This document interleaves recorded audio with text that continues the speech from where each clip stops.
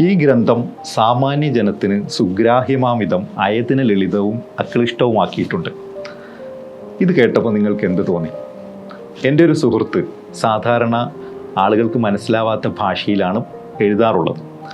എല്ലാവരുടെയും നിർബന്ധത്തിന് വഴങ്ങി ലളിത ഭാഷയിൽ ഒരു പുസ്തകം എഴുതിയപ്പോൾ ഇത് ലളിത ഭാഷയിൽ എല്ലാവർക്കും മനസ്സിലാവുന്ന രീതിയിൽ എഴുതിയതാണ് എന്ന ആമുഖക്കുറിപ്പ് എഴുതിയതാണിത്.